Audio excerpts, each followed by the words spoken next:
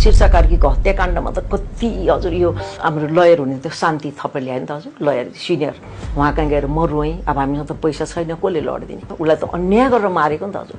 कोठाभित्र लगेर फिल्म खेलाउँछु भनेर लगेर जिउ नाङ्गो बनाएर होइन त्यसको त्यो मैले त हरेक त्यसको त्यो बेलाको पेपर राखेको छु त्यो रोएर छ नि अगाडिको शरीर ढाक्न खोज्दा यस्तो त्यो यसरी हात तानेको छ त्यो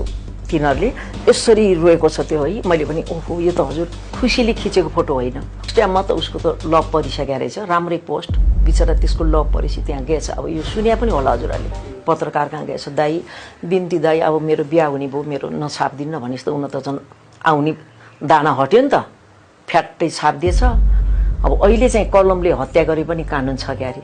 त्यो बेला चाहिँ कलमले हत्या गरेर अब लेख्या पनि उसलाई जथाभावी लेखेको थियो नि त कुरा आयो कस्तो भने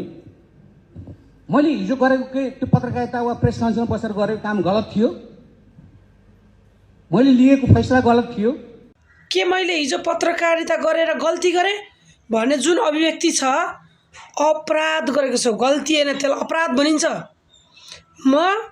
सम्पूर्ण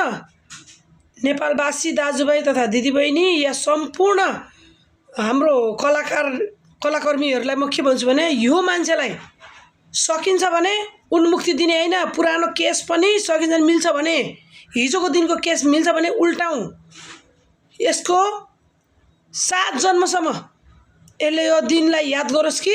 यस्तो खालको कर्तुत गर्नु हुँदैन भनेर कसैको जिन्दगी बर्बाद कसैको भविष्य बर्बाद कसैको इज्जत बर्बाद गर्ने मान्छे खुलेआम हाम्रो समाजमा हिँड्न सुहाउँदैन अझै मैले गल्ती गरेँ पत्रकारिता गरेर गल्ती होइन तिमीले अपराध गर्यौ यस्तो मानसिकता भएको मान्छेलाई समाजमा राख्नु हुँदैन यस्तो हुन् सबैभन्दा बेसी समाजको दुर्गन्ध मिल्छ भने यो मान्छेलाई सकेसम्म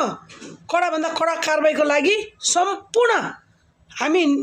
देशवासी सबै मिलेर यसको लागि हामी पहल गरौँ सरकारलाई म बिन्ती गर्न चाहन्छु यस्तो मान्छेलाई उन्मुक्ति होइन कठघराभित्र राख्नुपर्छ 7 जुनीसम्म यो दिमागले काम नगरोस् अबदेखि यस्तो अपराध गर्नको लागि कसैलाई पनि यसरी उन्मुक्ति पाउने हो भनेदेखि सम्पूर्ण मान्छेले पनि यस्तो अपराध गर्दै हिँड्छन् केस उल्टिन छ भने सरकार हाम्रो बिन्ती एउटा यो छ कि वर्ष धेरै बित्यो होला तर एउटा चेलीले एउटा कलाकारले नपाएको न्याय यो सरकारले दियोस् भन्ने हाम्रो पनि चाहना छ शीर्षा कार्कीलाई मार्ने यो अपराधी यस्तोलाई खुलेआम हिँड्न दिनु हुँदैन यस्ताले गर्दा देश बिग्रिने हो के गल्ती गरेँ मैले पो भन्दै हिँडिरहेछ गल्ती गरेको होइन दाजु अपराध गरेको छौ अपराध यो जन्म होइन तिमीले 7 जुनीसम्म त्यसले पार पाउँदैन के सोचेको